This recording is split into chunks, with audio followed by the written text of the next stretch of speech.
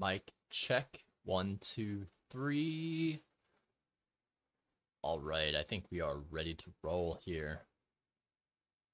Let's get going. Good evening, everyone. I hope everyone's had a great time over the previous first week of the year.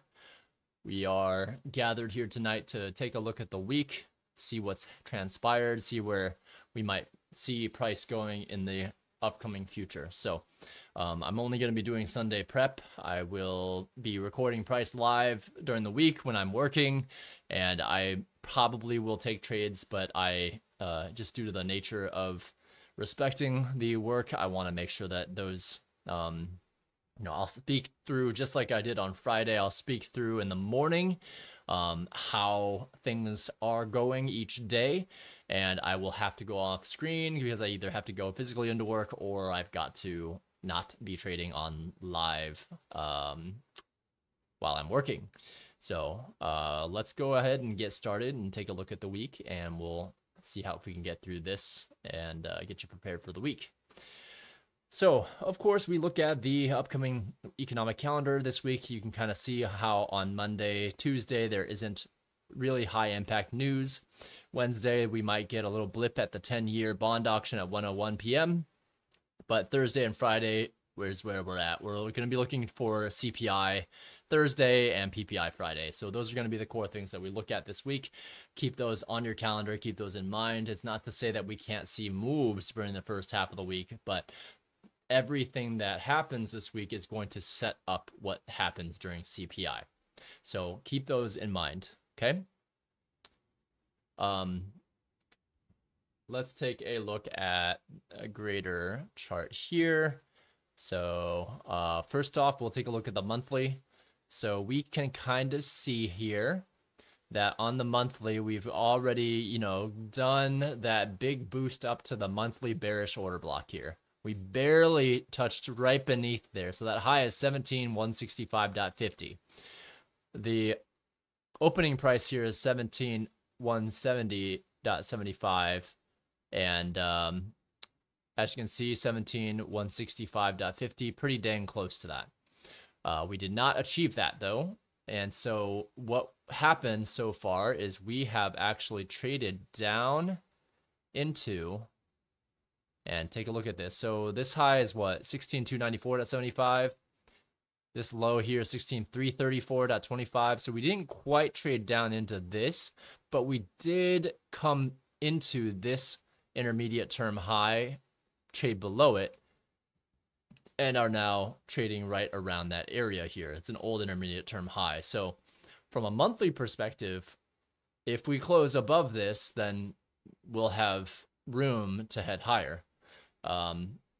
Actually, we'll need to go down to a weekly chart now and take a look. So weekly, we all know that we were looking at this imbalance here. We traded up through it and just shy of that monthly bearish order block. So this week has gone down. It went down into none other than this fair value gap, which we were anticipating. And if you recall, we noted how it got really close. So this high was 16,329.75. This low is 16,334.25. So pretty dang close to that, the low of this premium buy side imbalance here. So what do we expect for this upcoming week? Well, currently, as you can see, we've started the week, we've gone up a little bit and then are heading down a bit. So what you're going to have to watch is the consequent encroachment of this wick here from this to this. Let me see what that low. So this close was 16,460.25. 16,460.25. And of course, the low on this candle is 16,334.25. 16,334.25. All right. So we've got that there. Oh, hey, Kirk. Hello, hello. Mic is bad. Let me try re-plugging this back in.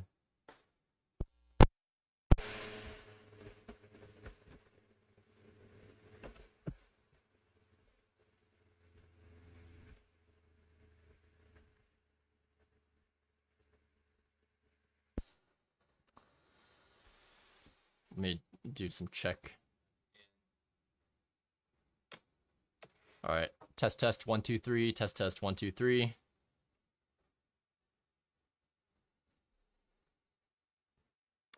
Testing audio right now, and checking on my phone as well.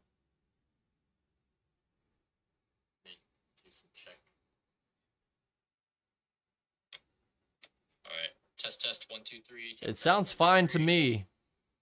It sounds fine to me. Okay, so maybe it just required a little bit of a revamp there. So sorry about that. Missed that, Kirk.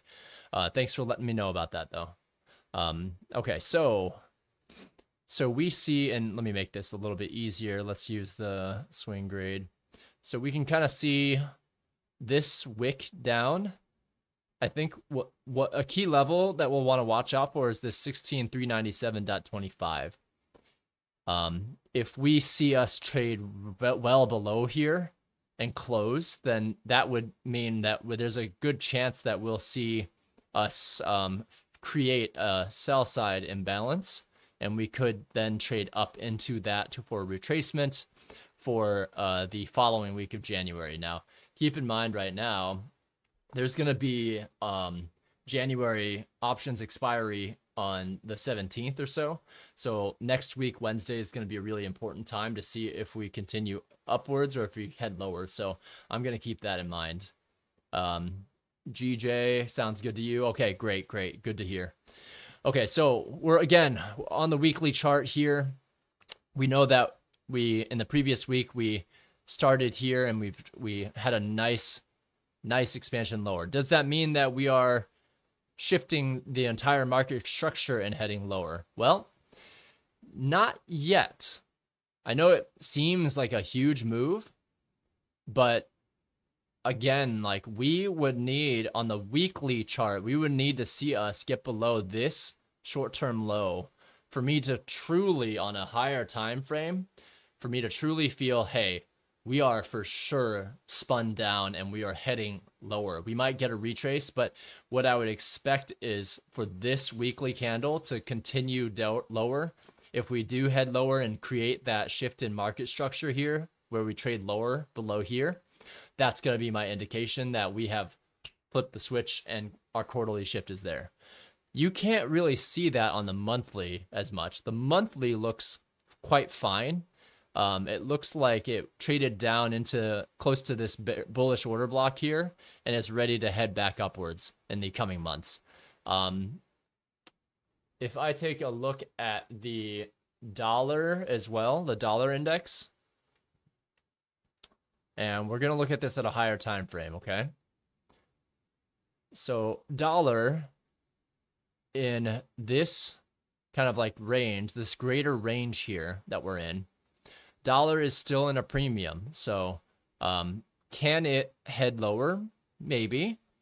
I don't foresee it heading higher anytime soon, but at least on the monthly chart, we're still in this area of consolidation here. So what does that mean? Well, from a monthly perspective, remember, we came up into a PD array, a sell side imbalance, traded through that, closed below it, and we've broken through this short-term low here.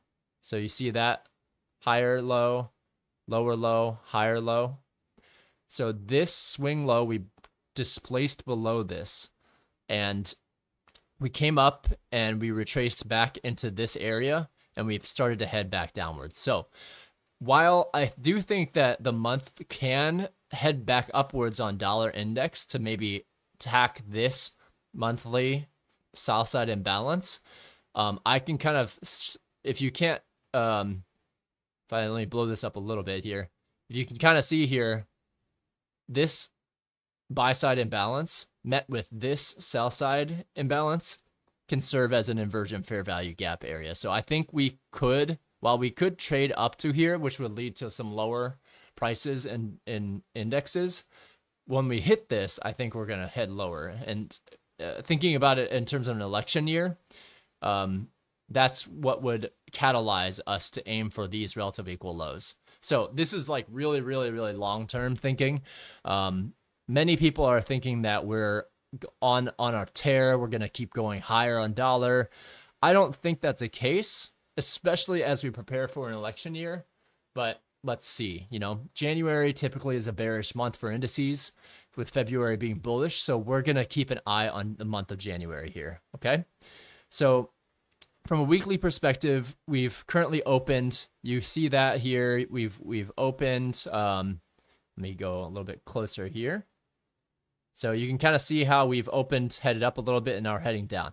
So as long as we stay above the 25 and 50% quadrants that I had just drawn out on that Fibonacci, as long as we stay above those levels here, I think that we have a shot to retrace higher. But the weekly profile I'm looking for is for us to head lower first and then to head higher. I don't know if we're going to get that.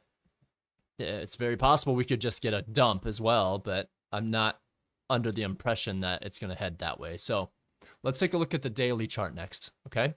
So same chart, you know, this is the same chart just on a daily. So you see a few more candles here.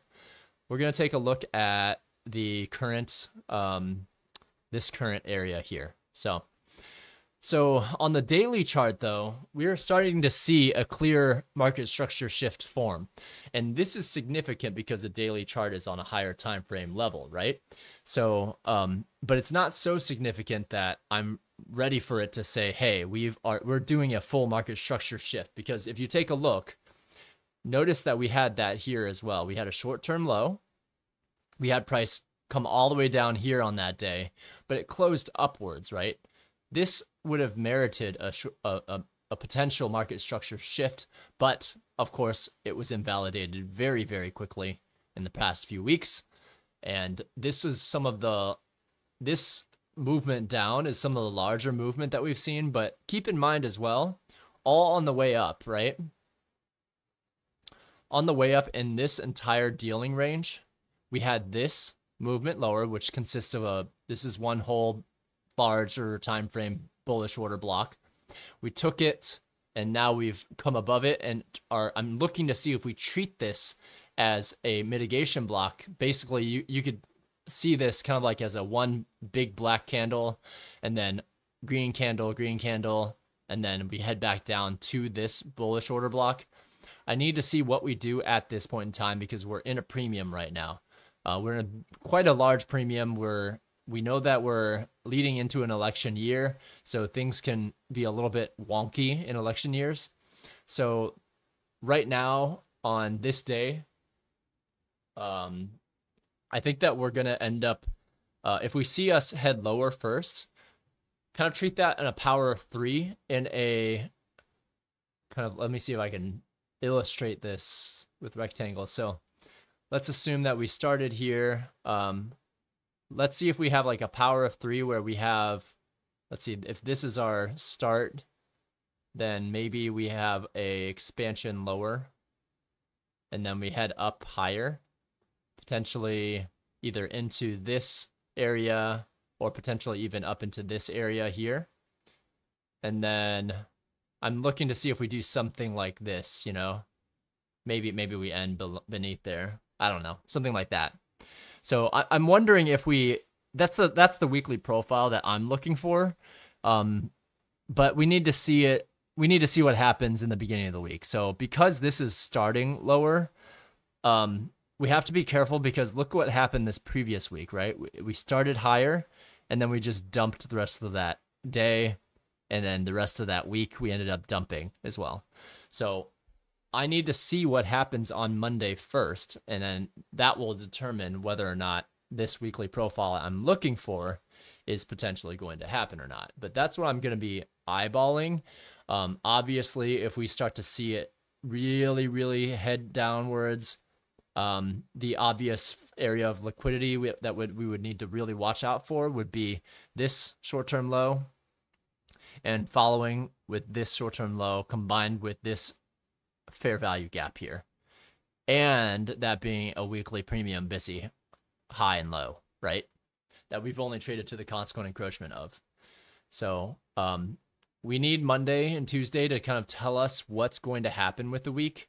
It's in the middle of this range, or rather, particularly it's in a from the low to the high of this swing, it's actually in the optimal trade entry zone. It traded down below that and has started to head back a little bit higher. So from an optimal trade entry perspective, I see it as being in the discount area of the swing, and I think that we will have it head higher. So let's see what happens. But so this week, well, that's what we're keeping our eyes out for. On the 4-hour chart, let's take a look at this, right? So similarly, on the 4-hour chart, recall that at the end of the week, I had us aiming for this bullish order block combined with this fair value gap, the buy side imbalance down here. So that low was 16,334, and this low was 16,334.25. Hey, good evening, LP. Hope you're doing good, buddy.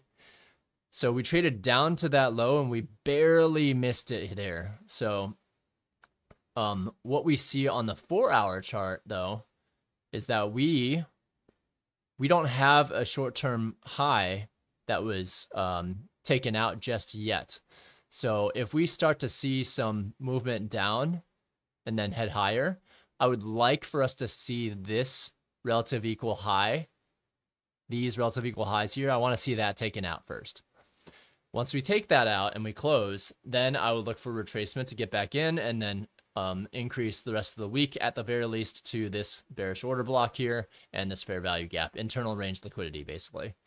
So I'm looking to see if we get a lower, or I guess a 4-hour shift in market structure here.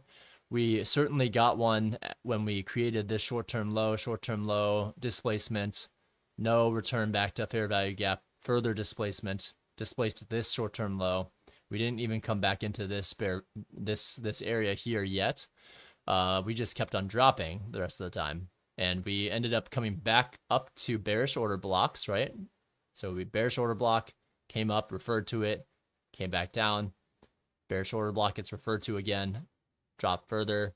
And now we have a bit of consolidation. So one thing to note is that if I look at these as areas of consolidation, I kind of see this as this area here as a key area of consolidation. So if we see it price consolidate here and we drop out of there, we would expect for us to head to this area of consolidation next.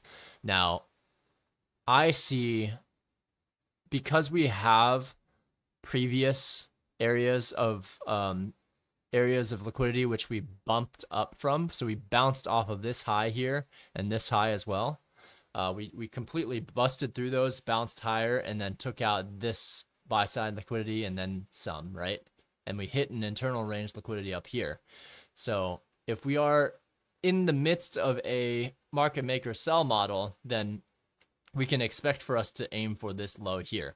However, that being said, we know that on the higher time frames, we know that there is still on the higher time frame market maker buy model that we're in, you can still see that there's a little bit more to go. So I would like for us to see this market maker model finished. I would like for us to see us really trade through that, blow off top, make new intermediate term highs, and then we see movement lower. That's what I would like to see.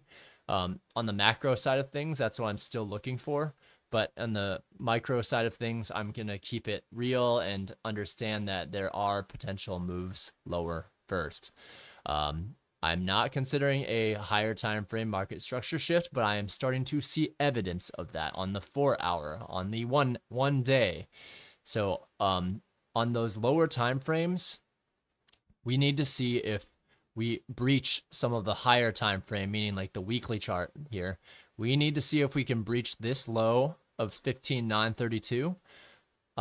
Otherwise, we will end up reversing and aiming for buy side liquidity. So that's what we're looking for this week. We're looking to see if this weekly candle here, so that weekly candle, we're looking to see if the initial move down is a initial like I guess you call it manipulation.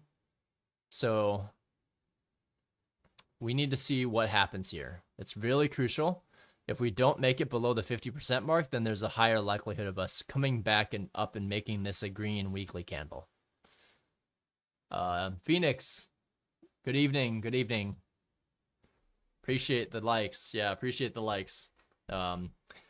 So hopefully this higher time frame analysis has helped you understand what I see with the combining dollar index, how it looks, combining indices on NASDAQ specifically on how that looks as well. And then let me see. Let's take a look over at, let me see if I have an example here. Let's pull up ES just to take a look as well. So I'm going to pull up ES. Let me pull this out here, pull NASDAQ out. So E-mini, let's remove the charts and let's go off to a monthly time frame. All right, so this is E-mini. Let's increase the data series. Okay, that's fine. So on a monthly, when we compare this to our monthly on NASDAQ, these look really similar, right? NASDAQ, we also have a fair value gap that we left open here. The month traded down into this bullish order block and rejected or bounced from there. So we need to take a look at what the weekly looks like now. So let's go to the week. Okay, so we've got the weekly on E-mini as well here. So on E-mini, you can see there's plenty of movement and an openness here. So this same movement downwards was traded above. Now, while NASDAQ traded above its high here, E-mini barely traded above that. NASDAQ ripped up well above that. So right now it traded down into this mitigation block and is still in the same position that NASDAQ is in. So far, market's still correlated. They traded down into this fair value gap. E-mini for S&P didn't trade nearly as deeply into it. So that's why I'm looking to see if we continue higher here. When we combine that with the dollar index potentially heading lower, I think the dollar, again, I want to stress that the dollar index does have a monthly sell side imbalance that it created with a buy side imbalance to the left of it. So there's an inversion fair value gap up there. That leads me to believe that overall in the month we're gonna end up trading back up to that potentially and then rejecting further down, because I do see relative equal lows waiting to get taken in the upcoming year. So that would mean bearish dollar and bullish indices for a short period of time. I think that when we get into past February, March, April, May, we need to see what happens in May. And then as we get further and further into the election year, closer to November, June, July, August, it's going to be a really interesting September, October, November this year. So let's see if we tackle these highs here. But on E-mini, as you can see, the weekly has the same signatures as NASDAQ. Let's take a look at the daily. Let's give ourselves a little bit more data here.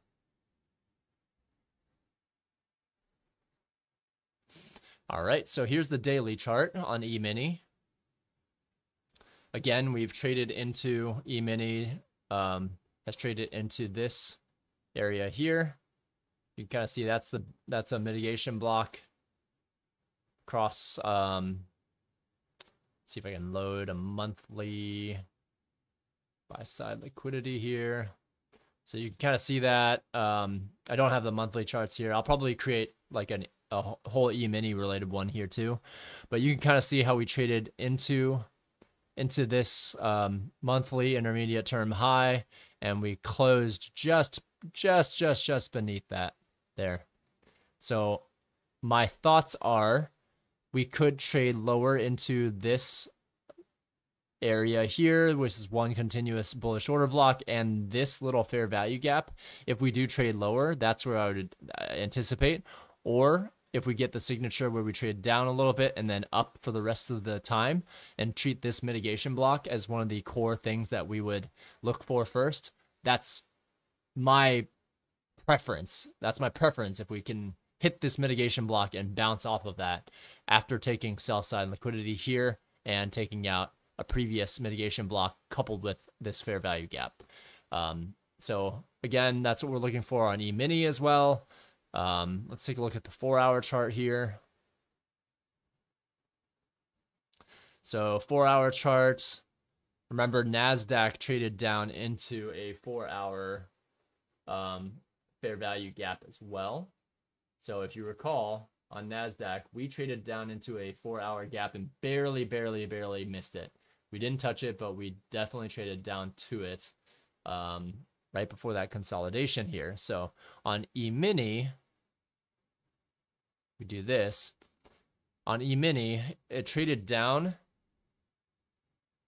into and through this fair value gap low. So this daily low here, we traded through it and on the 4-hour chart, and we bounced up from there. So we traded through this PD array into this bullish order block, and we bounced up. So on the 4-hour, we have not taken out a higher high yet, though. So this market structure where we saw lower low, lower high into a fair value gap, 2022 model,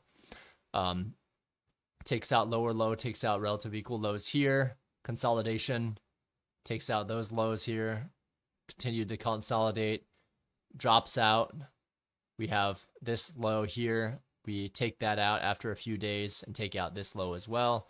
Of course, in the coming days after that, these 2 days drop well through the rest of this buy-side imbalance, rebalance that, and now are kind of in this consolidation area. So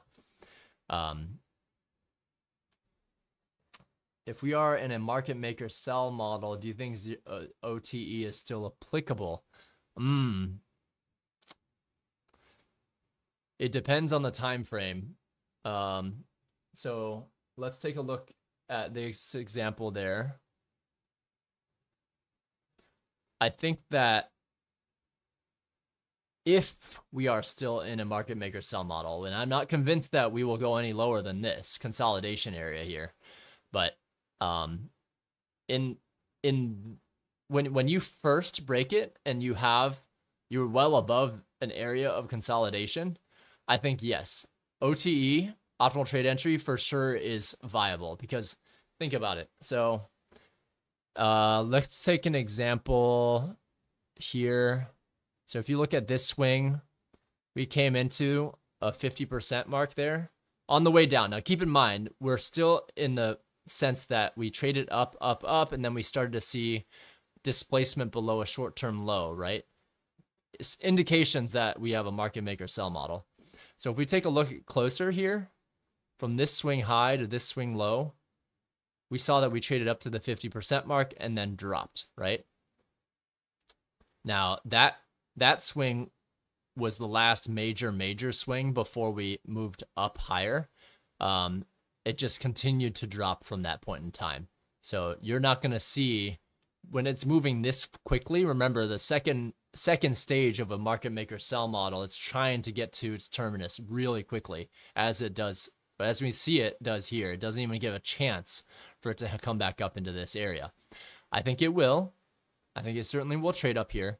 But if we are to consider the swing, it would have to take a look at the higher time frame swing here. So on the daily chart, we would be taking this swing high to this swing low, and we would consider optimal trade entry. 50% of that mark would be right around where this old mitigation block would be. Bearish breaker on the daily is what I see here. And this is on a internal range area of liquidity, right? So we need to really be careful here, because this old intermediate term high here can serve as a mitigation block where we can bounce up even higher, or this could serve as a true beginnings of a market structure shift, trades up back to this level and then rejects. If we see a rejection at that low, we'll know that we'll have seen a true market structure shift when this trades below here, on the daily chart at least. And we can then safely take it to external range liquidity, which is this area of liquidity then. All of that being said, keep in mind that we're in a greater swing from low to high up here. And so if we do take this as a mitigation block and we sell off and we aim for this low, what's lying beneath there? Well, we have the 50% equilibrium point. We've got optimal trade entry here, bullish order block, tiny fair value gap up here. This would be the next area to target, right? And this would be the next mitigation block to target as well. We already bounced off it once here, but if we do break below this intermediate term low, that would be a break below a weekly intermediate term low too. And in that case, we would be safe to take optimal trade entries to the downside. And we would be aiming for, of course, this low, short-term low here. So we need to see how Monday plays out. E-mini, for the time being, it looks like it's still respecting this intermediate term high. So I think what we could do is we need to see how price reacts on Monday, and then more specifically, see if Tuesday makes a low, and then we start heading higher. I would be careful though, because on E-mini we've already traded down to up to this mitigation block low, and we saw us kind of like drip down from there very quickly, and we haven't seen evidence of displacement to the upside just yet. So for E-mini, we are in a little consolidation area. That's what I would expect. I would expect kind of specifically after a big range week like we had last week, I would expect a little bit more consolidation, less smooth price action the first couple of days of the week as we lead into CPI Thursday. There certainly will be runs though, because it's a CPI Thursday. Most of the moves will happen either Monday, Tuesday, and then Wednesday we'll see some consolidation as we lead into Thursday morning. So we'll keep those charts close. We'll keep an eye on which way it wants to go. I know LP, your what you see in dollar, I believe, is that you see that there's you think that dollar is going to head higher. And I think that you might be right that temporarily. I think it could head higher to here. But what does that mean for our indices? It's a key question, right? So does that mean if dollar is higher, indices head lower, right? Typically. So we need to see what dollar decides to do there, because there's certainly an inversion fair value gap that's up there. And if indices cannot break this low of 15,932, what does that look like on the daily? Or wait, did I get that right? 15,932. This low here. If indices can't break below this low before dollar finishes rising up to this inversion fair value gap that we see here on the monthly, then it'll probably bounce, and we'll see dollar reject from this inversion fair value gap, head lower, target this short-term low here, and eventually target these as well. So dollar here needs to support these lows. They need to keep seeing higher lows and see if we end up targeting some of the higher time frame targets that we see up here if we're going to see a bearish month. I don't feel like it's the case, but let's see how it plays out. I'm not too, oops, I just moved something, didn't I? We don't know what's going to happen yet with dollar. I mean, If I can reset this chart on the dollar index, we kind of see how dollar itself has taken out this entire range here. So this whole range is kind of null now because we're trading inside of this other range. So we failed to create a higher high up there. We failed to go higher than this internal range PD array. So that leads me to believe that we're likely going to aim for a lower dollar and potentially this low here. So LP trades, I was thinking is NQ. If NQ goes to the optimal trade entry, it needs to be really willing to, and it will be high resistance. Been shoveling snow all day. You got to get back out there. Breaks over. All right. Good luck. Good luck. Yeah. Stay warm. Have a good evening, LP. Good to see you, man. All right. So I think that's it for our higher time frame analysis. You have an idea of what we're looking for this week. You have an idea of what my intentions are. You can kind of see what happened with dollar index. You can see how we traded up into this. We would need to see we would need to see price continue higher and have higher lows and higher highs on dollar index, potentially up into this area and into this inversion fair value gap that's in between these red lines here for the week. If dollar is going up, we would want to see indices heading down, and that would be that would invalidate my my bounce theory on NASDAQ and E-mini. If we do see dollar decide to head up, then we'll see it. We'll see the day's movement here. And let me do one thing as well. Let's grab this. And I want to set my new week opening gap as well. Okay, so let's take a look at where price began and let's set our new week opening gap. So we have 1700. Close was 16,466. 16,466. So I'm going to drop that on my chart. You don't have to do it on your chart, but I am going to on mine. So that was the close, and we opened up here. 1801, we opened at 16,472.25.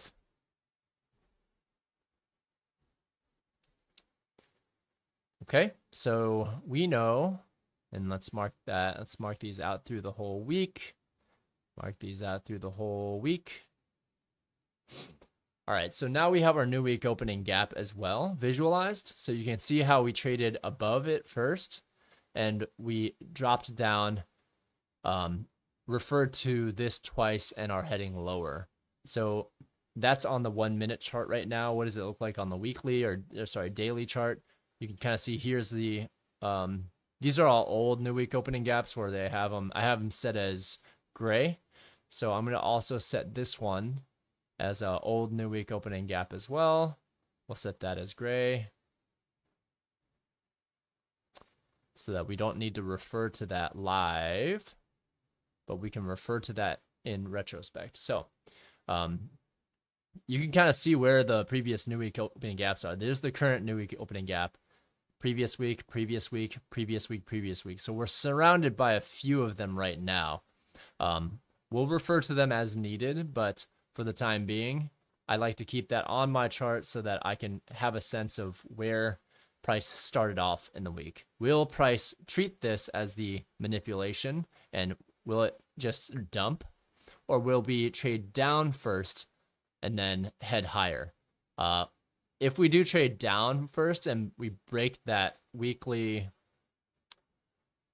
if we break that weekly 50% mark here, right here, 16,397.25, I would expect us to treat this as a bearish order block and for us to then continue and trade lower to this short-term low as a target. Let's see. by the way, to let you know what I'm willing to allow for higher dollar, I'm looking at the Thursday 21st inversion fair value gap. Nice, nice. Great. Okay, well, I know this is a longer one, but this is a weekly review. I think that's where we're gonna watch to see what happens on Monday, and then let's see if we do get this bounce that we're looking for, since we traded off of a optimal trade entry to the downside. If we get that retracement, watch for what happens at this area here. E-mini has already traded up to it, so I would venture to say that it is time for NASDAQ to do the same. And if E-mini continues to trade higher, then that is something that would be very interesting, because that would then allow us to continue to support our manipulation downwards to trade higher this week. So yeah, that was quite a heavy week behind us, though, as you can tell. So I think there's probably a little bit more to the downside first part of the week. CPI itself will break through both ranges. So whatever happens in the beginning of the week, we'll have to watch out for CPI Thursday. That's going to be really key. All right, so that is it for this week's prep. We had a pretty nice big range week, so we would expect, after big range weeks, we expect probably not same big range weeks unless we're at a key area. So this, we hit a key low, and then we expanded. This we hit a key high here, back there, and then we dropped. So we need to see what Monday has to offer before we can make a decision on what direction it's going. We could certainly see us head lower to pick up a discount buy side imbalance before heading higher. I think there's a lot of things that can happen, and if you can make a case for both sides, it's not nearly as high probability. So I'm gonna stick to scalping. Scalping ranges should still be in effect. Keep in mind that we have reached a very key premium PD array, and so it doesn't have to head higher, but it is an election year, so we're gonna keep a careful eye. If we are short, we're gonna keep a very close eye on shorting while we're in premium, and as we get into discount, we'll focus more on buys. So that's it for tonight. Thank you very much for listening in, and I appreciate all of you. Let's see how Monday pans out. Watch your session highs and session lows. Make sure you're keeping those on your charts so that you can at least know where to scalp during the day. So what do I mean by that? So before 8:30, let's go to a 5-minute chart. It'll be easier to see. So for instance here, 8:30 a.m., we knew this was news on Friday. We knew there's buy side liquidity resting up here, sell side liquidity resting down there. It takes both out. It takes this rejection block out first, heads down, takes out buy side liquidity or sell side liquidity, trades up to take out this buy side liquidity, and continues to trade up to even take out these buy side liquidities as well. Doesn't quite make it all the way up here, but that was the morning session. And then in the afternoon, we see at around 1:30, so around this area here, we had relative equal highs up here. We had this short-term low here. We see price take this out, head up into a fair value gap, into a bearish order block. We took that short down, aimed for this low here. This is the session, afternoon session low, right? Took out that liquidity, went down into a fair value gap, and proceeded to head higher for the rest of that day. You can see this example in many different days, right? So it's key to have these session highs and session lows, importantly, on your chart, marked on your chart. So for instance, Thursday's low here on London low, London's high. We see that we didn't quite make it up here during the 10 o'clock, 11 o'clock time frame, but we do see that when we traded up below here in the beginning of the day, this prompted us to look for shorts on the way back down. And where might we be aiming for? Well, there's a previous old term, monthly intermediate term high. Once we saw this break here, we were looking for price to head down there. It does. And what happens during the day? Well, we have our 8:30 a.m. mark here, right? So which is the high of the session here? It's around here. It's these highs up here. What's the low of the session? It's this segment here. We already took that out at 8:30 a.m. We took that out, created more short-term lows here. Now we have our range. So this is our dealing range. The dealing range trades up above and starts to take out higher highs. It fails to do so here, creates on a lower time frame, you'll see it creates a fair value gap here, market structure shift, and takes it all the way down to take out this area of liquidity in the morning, in the afternoon. At 1:30 p.m., what happens? So 1:30 p.m., what was the recent low and high? It was here. Recent swing high and recent swing low, right? So what does price do after 1:30? 1:30 takes out this high. We see on lower time frames there's a fair value gap on the lower time frame. I don't know if it was on the 1 minute or not, but let me see. Buy side, mark this as sell side liquidity. So we're going into some real prime examples here on 1/4, okay?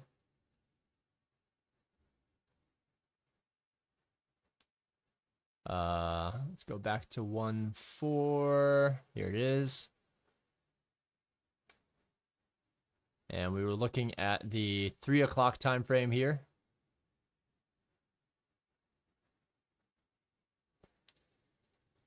This should be on all charts. Okay, so we see here. Let me see if I can blow this up a little bit. So we see here at 1:30, we had this high and this high. Those both get taken, as you can see here. Those both get taken out, and then we see displacement lower. Do we get a fair value gap? Well, this low here, 16,520.75. This high, 16,520.75. So we don't get a fair value gap here on the 1 minute, but we do get one here once we break below that short-term low. So this was an entry to head lower towards this area of liquidity there. And on the lower time frame, that's why you have your session highs and lows. You can scalp intraday. You can scalp by looking at morning session highs and lows and PM session highs and lows as well. As long as you're expecting the higher time frame bias to continue reaching lower, you could have taken this as a short down further. So those are some examples throughout the day. I'm going to get rid of a lot of these lines before tomorrow so I don't have a cluttered chart. But for you, just wanted to give a few examples of what we were looking at, and I'll end up removing all these that we don't need before tomorrow. We're going to remove all of these because we like clean charts. So we're going to remove all of these here. And we are ready to go. We'll update the Asia range. We'll move this box over, and we'll update the midnight opening range time and price at midnight, so we have an area to refer to as we trade tomorrow morning. So we'll be on bright and early tomorrow. That's it for today. We're gonna be on bright and early tomorrow. We're gonna be talking about what transpires over the course of Asia and London, and then we're going to see where can price take us for that day, what does price look like, and we'll go from there. So I'll try to be on around 6 or 7, before 7 a.m. is the goal, so that I can trade in the morning and talk about what happened during Asia and London, see if there's a trade to be taken, and then I will have to go to work. So I'll be online. I'll be recording all price action there, but I will try to drop in notes on my trusty little notepad here. So I'll have that somewhere around here. and I'll try to jot some notes down in the chat and on that notepad too. So in the event that I can't physically be there in front of the computer. So that's it for today. We'll see a little bit more tomorrow. All right. Awesome. All right. Well, have a great evening, everybody. Go get some rest, and I will talk to you more tomorrow morning. Take care. Well, have a good trading week, okay?